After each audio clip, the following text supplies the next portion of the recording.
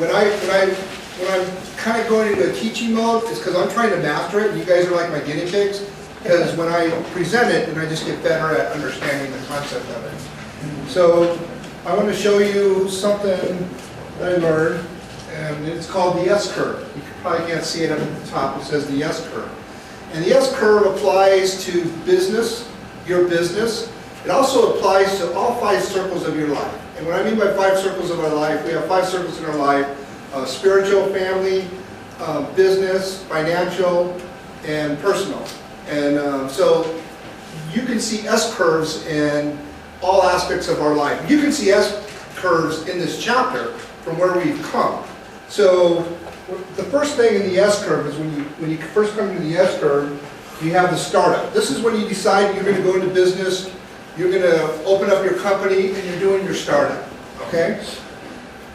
The great Zig Ziglar says you don't have to be great to start, but you have to start to be great.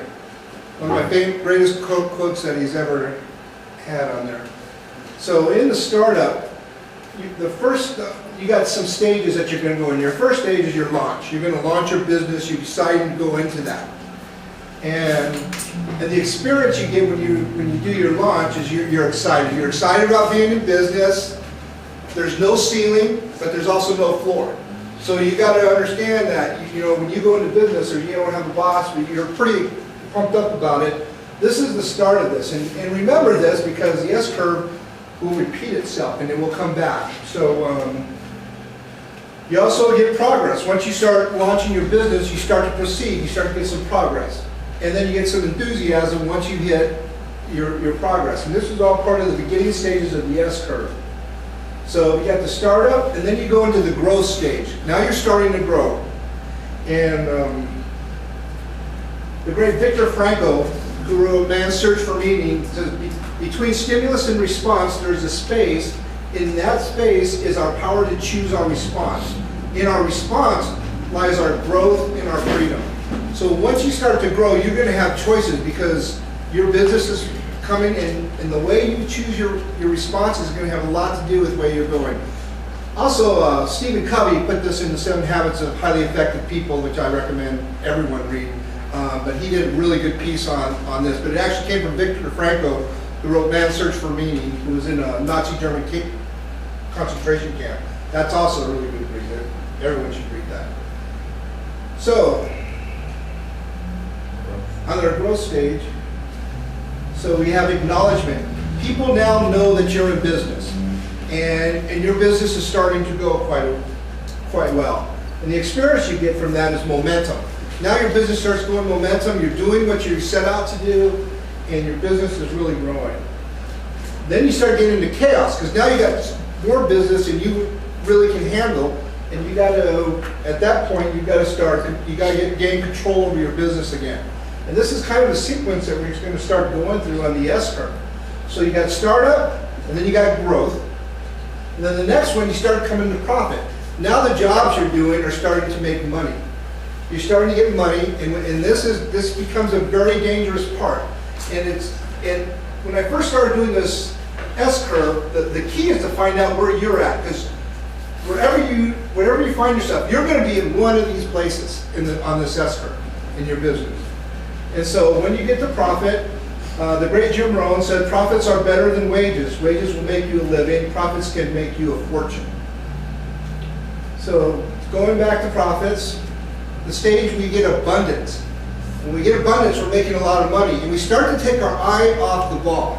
We got a lot of money coming in now. We can be a little more relaxed about things, and this can be a very dangerous place. And so the experience you get from that is confidence, and you can be very overconfident sometimes.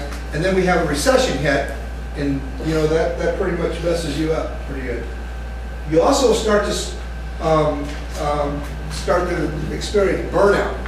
Now you got business coming in, you got money, you got confidence, but you got a lot of business, and you're starting to burn out in your business a little bit. And then with burnout comes boredom.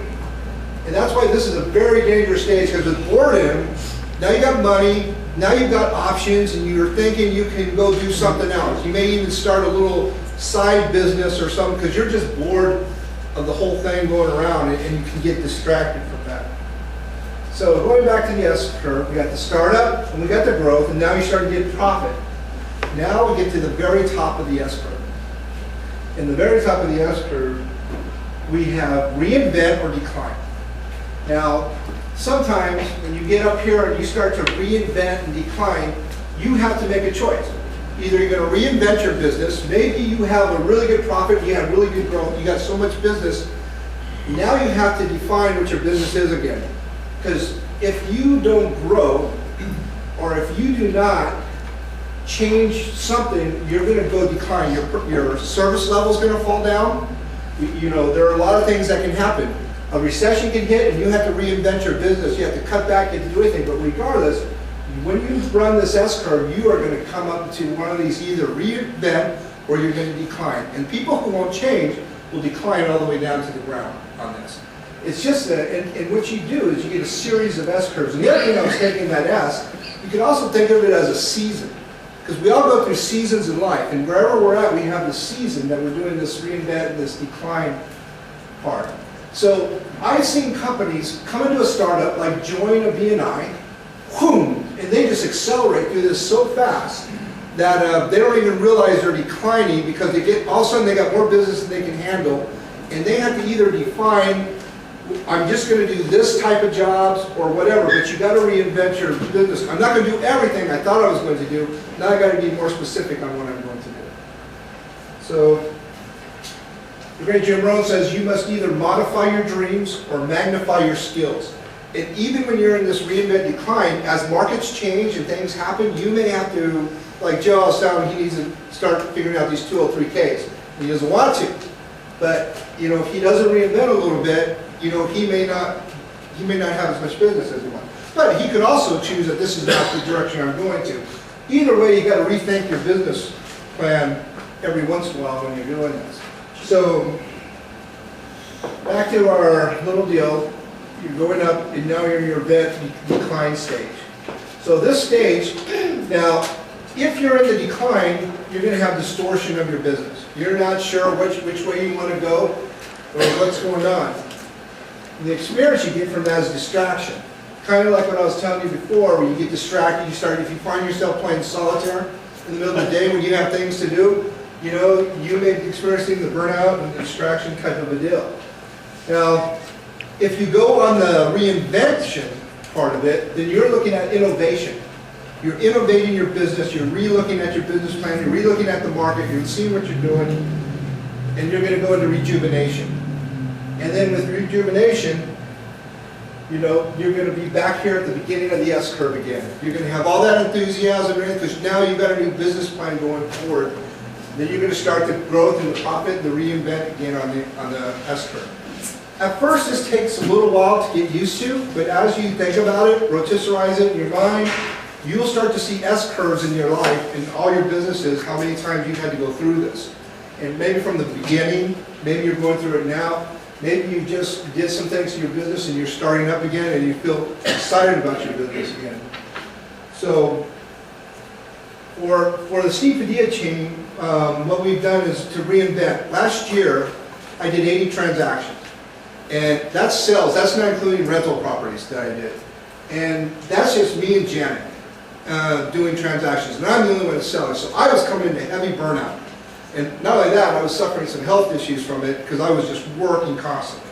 I mean, working 16, 17 days for 60 to 90 days at a time. So something had to change. So we went back and we defined our job descriptions. And I couldn't keep on going.